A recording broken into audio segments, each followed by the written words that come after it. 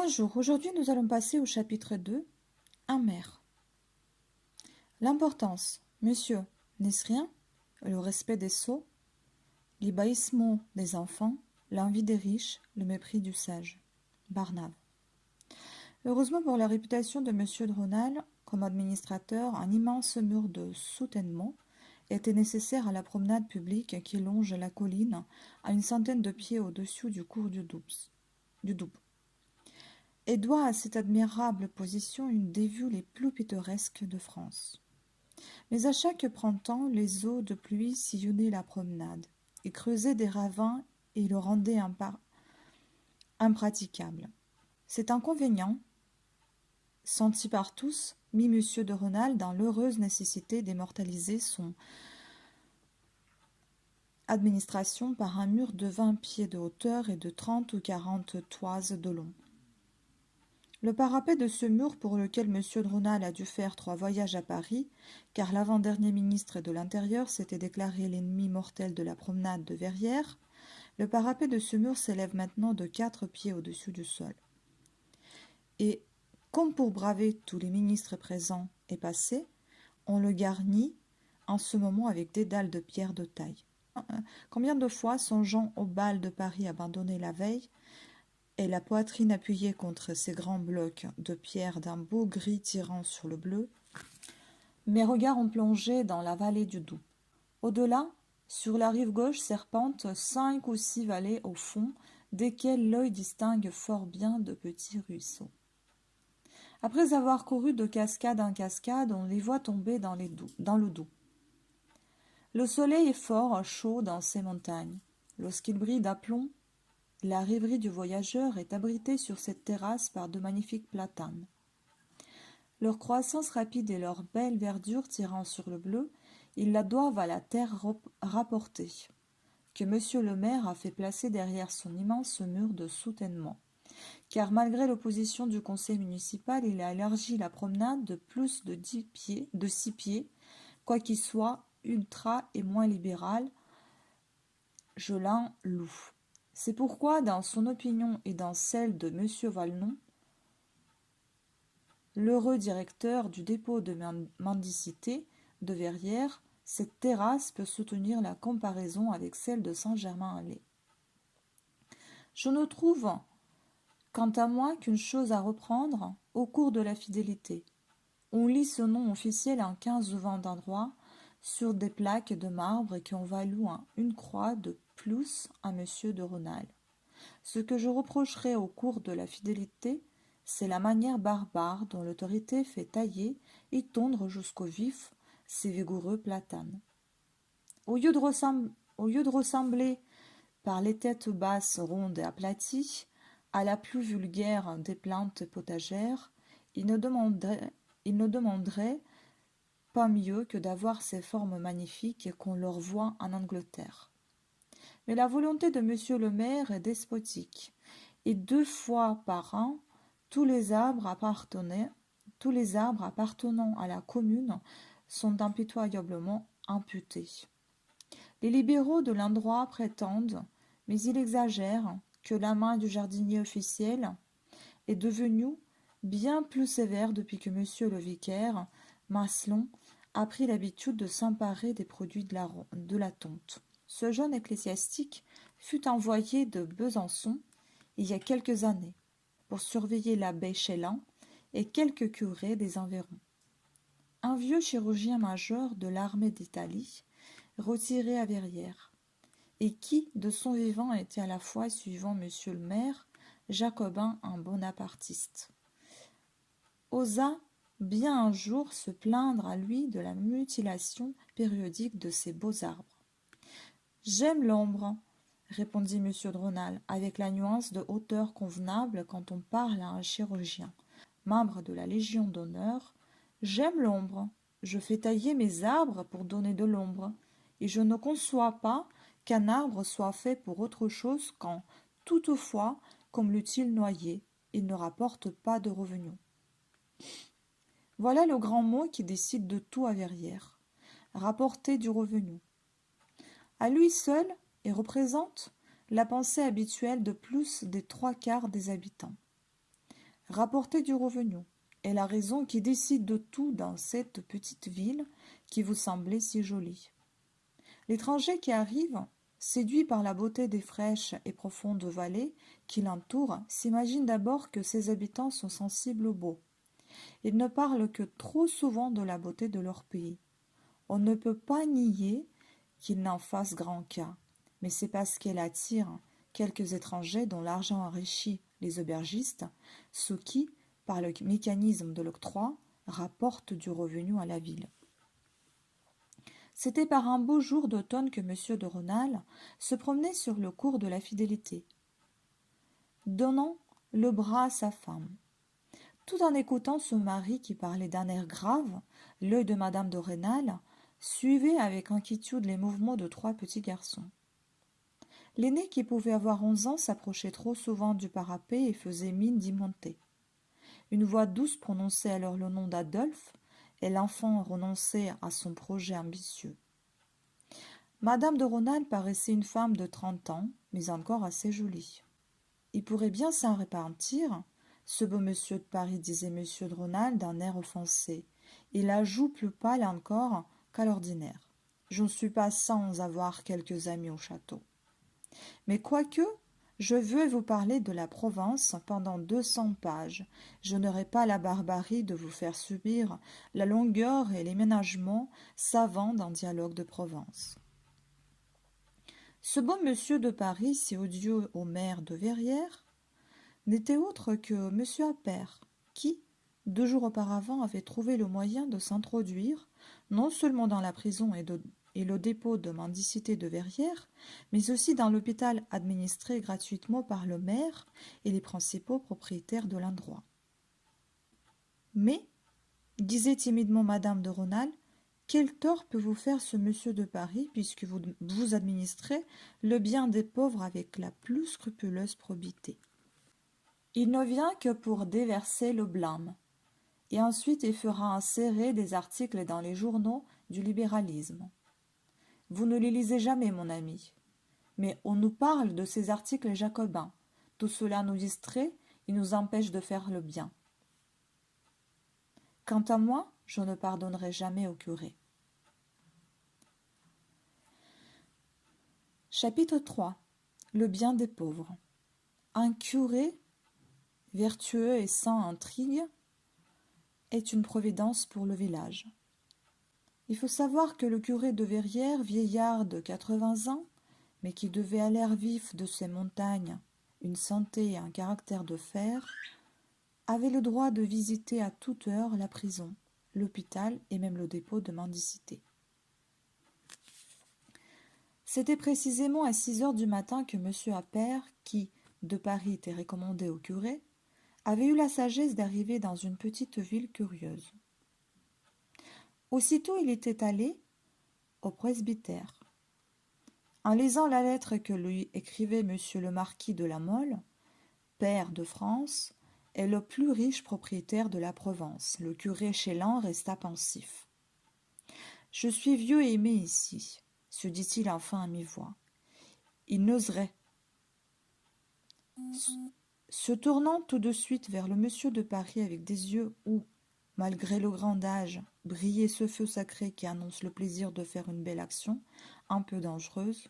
« Venez avec moi, monsieur, et en présence de geôliers, et surtout des surveillants du dépôt de mendicité, veuillez m'émettre aucune opinion sur les choses que nous verrons. » Monsieur Appert comprit qu'il avait affaire à un homme de cœur. Il suivit le vénérable curé, visita la prison, l'hospice, le dépôt, fit beaucoup de questions, et malgré d'étranges réponses, ne se permit pas la moindre marque de blâme. Cette visite dura plusieurs heures. Le curé invita à dîner M. Appert, qui prétendit avoir des lettres à écrire. Il ne voulait pas compromettre davantage son généreux compagnon. Vers les 3 heures, ces messieurs allèrent achever l'inspection de dépôt de mendicité et revinrent ensuite à la prison. Là, ils trouvèrent sur la porte le geôlier, espèce de géant de 6 pieds de haut et à jambes arquées. Sa figure ignoble était devenue hideuse par l'effet de la terreur. Ah, monsieur, dit-il au curé. Dès qu'il l'aperçut, ce monsieur que je vois là avec vous, n'est-il pas monsieur Appert? Qu'importe, dit le curé. C'est que depuis hier, j'ai l'ordre le plus précis et que monsieur le préfet a envoyé par un gendarme qui a dû galoper toute la nuit, de ne pas admettre monsieur Appert dans la prison. Je vous déclare, messieurs Noiroud, dit le curé, que ce voyageur qui est avec moi, c'est monsieur Appert. Reconnaissez-vous que j'ai le droit d'entrer dans la prison à toute heure du jour et de la nuit, et en me faisant accompagner par qui je veux. Oui, monsieur le curé, dit le geôlier à voix basse, et baissant la tête comme un bulldog qui fait obéir à regret la crainte du bâton. Seulement, monsieur le curé, j'ai femme et enfants, et je suis dénoncé, on me destituera. Je n'ai pour vivre que ma place. Je serais aussi bien fâché de perdre la mienne, reprit le bon curé, d'une voix de plus en plus émue. Quelle différence, reprit vivement le geôlier. Vous, monsieur le curé, on sait que vous avez 800 livres de rente, du bon bien au soleil. Tels sont les faits qui, comme ont été exagérés, de 20 façons différentes, agitaient depuis 2 jours toutes les passions haineuses de la petite ville de Verrières. Dans ce moment, il servait de texte à la petite discussion que M. Renal avait avec sa femme. Le matin suivi de M. Valnon, directeur du dépôt de mendicité, il était allé chez le curé pour lui témoigner le plus vif mécontentement. M. Chélan n'était protégé par personne. Il sentit toute la portée de leurs paroles. « Eh bien, monsieur, je serai le 3e curé de 80 ans d'âge, que les fidèles verront destitués dans ce voisinage. Il y a 56 ans que je suis ici. J'ai baptisé presque tous les habitants de la ville, qui n'était qu'un bourg quand j'y arrivai. Je marie tous les jours de jeunes gens, dont jadis j'ai marié des grands-pères. Verrières est ma famille, mais la peur de la quitter ne me fera point transiger avec ma conscience ni admettre un autre directeur de mes actions. Je me suis dit en voyant l'étranger, cet homme, venu de Paris, peut être à la vérité un libéral. Et il y en a que trop, mais quel mal peut-il faire à nos pauvres et à nos prisonniers? Les reproches de M. de Rênal et surtout ceux de M. Valnon, le directeur de dépôt de mendicité, devenant de plus en plus vifs. « Eh bien, monsieur, faites-moi destituer !» s'était écrié le vieux curé d'une voix tremblante. « Je n'en habiterai pas moins le pays. On sait qu'il y a 48 ans, j'ai hérité d'un champ qui rapporte 800 livres. Je vivrai avec ce revenu.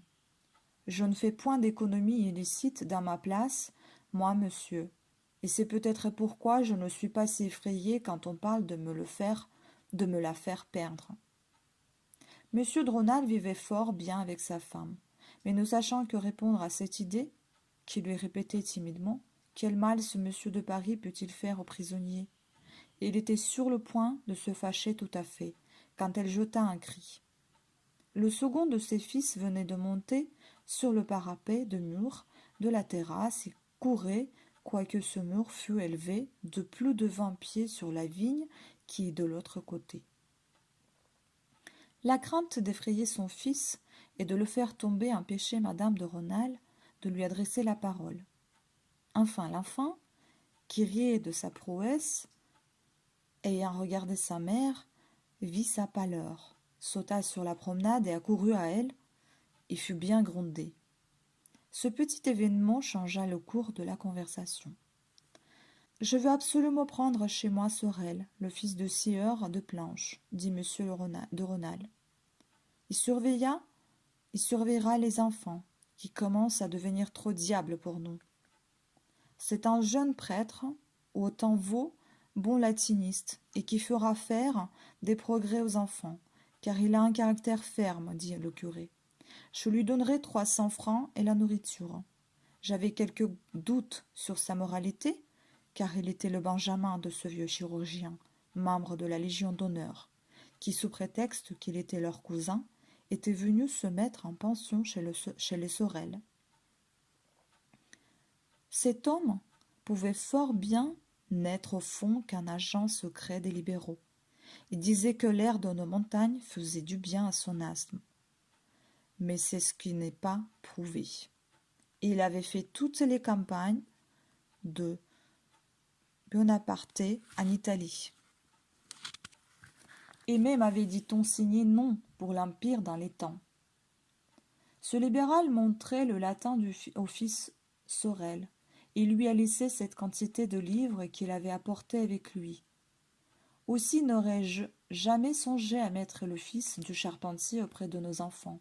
Mais le curé, justement la veille de la scène qui vient de nous brouiller à jamais, m'a dit que ce Sorel étudie la théologie depuis 3 ans, avec le projet d'entrer au séminaire. Il n'est donc pas libéral, et il est latiniste. Cet arrangement convient de plus d'une façon, continua M. de Rênal, en regardant sa femme d'un air diplomatique. Le Valnon est tout fier des 2 beaux Normands qu'il vient d'acheter pour sa calèche. Mais il n'a pas de précepteur pour ses enfants. Il pourrait bien nous enlever celui-ci. Tu approuves donc mon projet dit M. de Rênal, remerciant sa femme par un sourire de l'excellente idée qu'elle venait d'avoir. Allons, voilà qui est décidé. Ah, bon Dieu, mon cher ami, comme tu prends vite un parti. C'est que j'ai du caractère, moi, et le curé l'a bien vu. Ne dissimulons rien, nous sommes environnés de libéraux ici. Tous ces marchands de toile me portent envie. J'en ai la certitude. 2 ou 3 deviennent des Richards. Eh bien, j'aime assez qu'ils voient passer les enfants de M. de Rênal allant à la promenade sous la conduite de leur précepteur. Cela imposera. Mon grand-père nous racontait souvent que, dans sa jeunesse, il avait eu un précepteur. C'est 100 écus qu'il m'en pourra coûter, mais ceci doit être classé comme une dépense nécessaire pour soutenir notre sang. Cette résolution subite laissa madame de Rênal toute pensive. C'était une femme grande, bien faite, qui avait été la beauté du pays, comme on dit dans ces montagnes. Elle avait un certain air de simplicité et de la jeunesse dans la démarche, aux yeux d'un Parisien. Cette grâce naïve, pleine d'innocence et de vivacité, serait même allée jusqu'à rappeler des idées de douce volupté. Si elle eût appris ce genre de succès, madame de Rênal a eu été bien honteuse. Ni la coquetterie, ni l'affection n'avaient jamais approché de ce cœur. Monsieur Valnon, le riche directeur du dépôt, passant pour lui avoir fait la cour, mais sans succès, ce qui avait jeté un éclat singulier sur sa vertu. Car ce monsieur Valnon, grand jeune homme, taillé en force avec un visage coloré et de gros favoris noirs, était un de ces êtres grossiers, effrontés et bruyants qu'en Provence on appelle de beaux hommes. Madame de Rênal, fort timide et d'un caractère en apparence fort inégal, était surtout choquée du mouvement continuel et des éclats de voix de M. Valnon. L'éloignement qu'elle avait pour ce qu'à Verrières on appelle de la joie lui avait valu la réputation d'être très fière de sa naissance. Elle n'y songeait pas, mais avait été fort contente de voir les habitants de la ville venir moins chez elle. Nous ne dissimulerons pas qu'elle passait pour sotte aux yeux de leurs dames, parce que sans nulle politique à l'égard de son mari, elle laissait échapper les plus belles occasions de se faire acheter de beaux chapeaux de Paris ou de Besançon. Pourvu qu'on la laissait seule errer dans son beau jardin, elle ne se plaignait jamais. C'était une âme naïve qui jamais ne s'était élevée même jusqu'à juger son mari et à s'avouer qu'il l'ennuyait. Elle supposait sans se le dire qu'entre mari et femme il n'y avait pas de plus douces relations.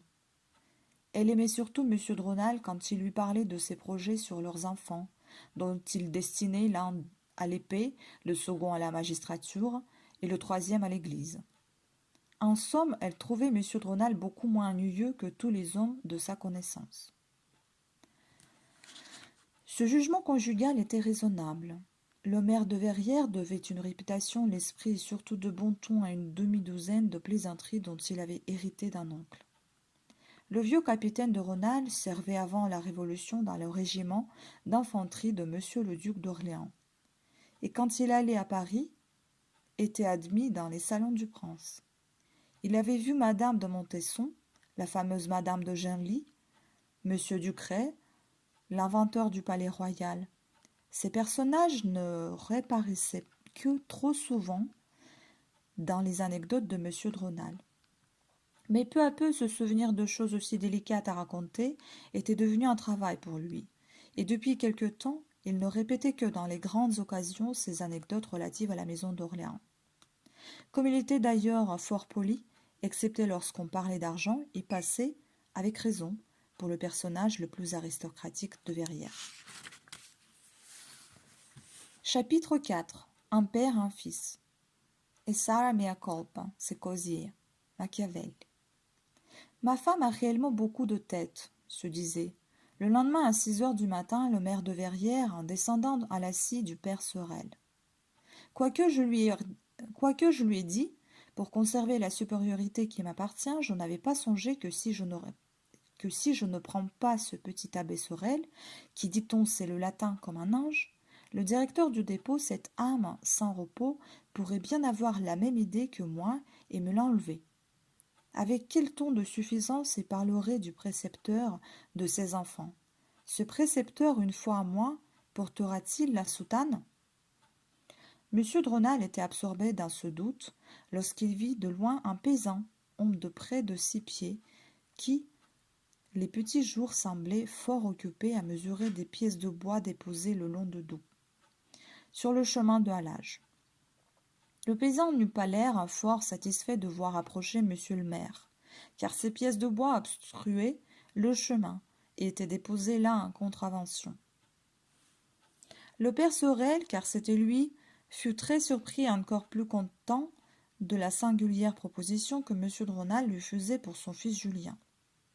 Il ne l'en écouta pas moins avec cet air de tristesse mécontente et de désintérêt, dont sait si bien se revêtir la finesse des habitants de ces montagnes.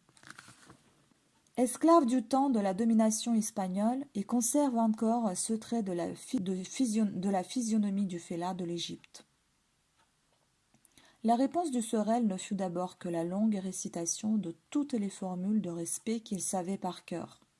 Pendant qu'il répétait ces vaines paroles, avec un sourire gauche qui augmentait l'air de fausseté et presque de friponnerie naturelle à sa physionomie, l'esprit actif du vieux paysan cherchait à découvrir quelle raison pouvait porter un homme aussi considérable à prendre chez lui son vaurien de fils. Il était fort mécontent de Julien, et c'était pour lui que M. de Rênal lui offrait le gage inespéré de 300 francs par an, avec la nourriture et même l'habillement. Ces dernières prétentions, que le père Sorel avait eu les génies de mettre en avant subitement, avaient été accordées de même par M. de Rênal. Cette demande frappa le maire. Puisque Sorel n'est pas ravi et comblé de ma proposition, comme naturellement il devrait l'être, il est clair, se dit-il, qu'on lui a fait des offres d'un autre côté. Et de qui peuvent-elles venir, si ce n'est du Valnon? Ce fut en vain que M. de Rênal pressa Sorel de conclure sur le champ. L'astuce du vieux paysan s'y refusa opiniâtrement. Il voulait, disait-il, consulter son fils, comme si en Provence un père riche consultait un fils qui n'a rien autrement que pour la forme. Une scie à eau se compose d'un hangar au bord d'un ruisseau. Le toit est soutenu par une charpente qui porte sur 4 gros piliers en bois. À 8 ou à 10 pieds d'élévation, au milieu du hangar, on voit une scie qui monte et descend, tandis qu'un mécanisme fort simple pousse contre cette scie une pièce de bois. C'est une roue mise en mouvement par le ruisseau qui fait aller ce double mécanisme, celui de la scie qui monte et descend, et celui qui pousse doucement la pièce de bois vers la scie, qui la débite en planche. En approchant de son usine, le père Sorel appela Julien de sa voix de stentor. Personne ne répondit. Il ne vit que ses fils aînés, espèces de géants qui, armés de lourdes haches, écarissaient les troncs de sapin qu'ils allaient porter à la scie. Tout occupés à suivre exactement la marque noire tracée sur la pièce de bois, chaque coup de leur hache en séparait des coupeaux énormes. Ils n'entendirent pas la voix de leur père. Celui-ci se dirigea vers le hangar. En y entrant, il chercha vainement Julien à la place qu'il aurait dû occuper, à côté de la scie. Il l'aperçut à 5 ou 6 pieds plus haut, à cheval, sur l'une des pièces de la toiture. Au lieu de surveiller attentivement l'action de tout le mécanisme, Julien lisait. Rien n'était plus antipathique au vieux Sorel. Il eût peut-être pardonné à Julien sa taille mince, peu propre aux travaux de force, et si différente de celle de ses aînés, mais cette manie de lecture lui était odieuse. Il ne savait pas lire lui-même. Ce fut en vain qu'il appela Julien 2 ou 3 fois.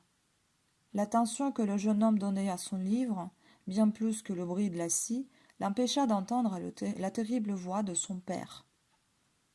Enfin, malgré son âge, celui-ci sauta lestement sur l'arbre soumis à l'action de la scie, et de là sur la poutre transversale qui soutenait le toit. Un coup violent fit voler dans le ruisseau le livre qui tenait Julien. Un second coup aussi violent donné sur la tête en forme de calotte lui fit perdre l'équilibre. Il allait tomber à 12 ou 15 pieds plus bas, au milieu des leviers de la machine en action, qui l'eussent brisé, mais son père le retint de la main gauche comme il tombait. « Eh bien, paresseux, tu liras donc toujours tes maudits livres pendant que tu as 2 gardes à la scie ?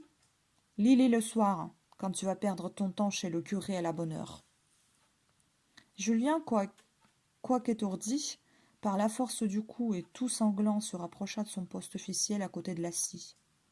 Il avait les larmes aux yeux, moins à cause de la douleur physique que pour la perte de son livre qu'il adorait. « Descends, animal, que je te parle !» Le bruit de la machine empêcha encore Julien d'entendre cet ordre. Son père, qui était descendu, ne voulait pas se donner la peine de remonter sur le mécanisme. Alla chercher une longue perche pour abattre des noix, et l'en frappa sur l'épaule. À peine Julien fut-il à terre que le vieux Sorel, le chassant rudement devant lui, le poussa vers la maison. « Dieu sait ce qu'il va me faire, » se disait le jeune homme. En passant, il regarda tristement le ruisseau où était tombé son livre. C'était celui de tout ce qu'il affectionnait le plus, le mémorial de Sainte Hélène. Il avait les joues pourpres et les yeux baissés. C'était un petit jeune homme de 18 à 19 ans, faible en apparence, avec des traits réguliers mais délicats, et un nez aquilin. De grands yeux noirs, qui dans les moments tranquilles annonçaient de la réflexion et du feu, étaient animés en cet instant de l'expression de la haine la plus féroce. Des cheveux châtains foncés, plantés fort bas, lui donnaient un petit front et, dans les moments de colère, un air méchant. Parmi les innombrables variétés de la physionomie humaine, il n'en est peut-être point que ce soit distingué par une spécialité plus saisissante. Une taille svelte et bien prise annonçait plus de légèreté que de vigueur. Dès sa première jeunesse, son air extrêmement pensif et sa grande pâleur avaient donné l'idée à son père qu'il ne vivrait pas, ou qu'il vivrait pour être une charge à sa famille. Objet de mépris de tous à la maison, il haïssait ses frères et son père. Dans les jeux de dimanche, sur la place publique, il était toujours battu. Il n'y avait pas un an que sa jolie figure commençait à lui donner quelques voix amies parmi les jeunes filles. Méprisé de tout le monde, comme un être faible, Julien avait adoré ce vieux chirurgien-major qui un jour osa parler au maire au sujet des platanes. Ce chirurgien paya quelquefois au père Sorel la journée de son fils et lui enseignait le latin et l'histoire, c'est-à-dire ce qu'il savait d'histoire, la campagne de 1796 en Italie. En mourant, il lui avait légué sa croix de la Légion d'honneur. les arrérages de sa demi-solde et 30 ou 40 volumes dont le plus précieux venait de faire le saut dans le ruisseau public détourné par le crédit de monsieur le maire. À peine entré à la maison, Julien se sentit l'épaule arrêtée par la puissante main de son père.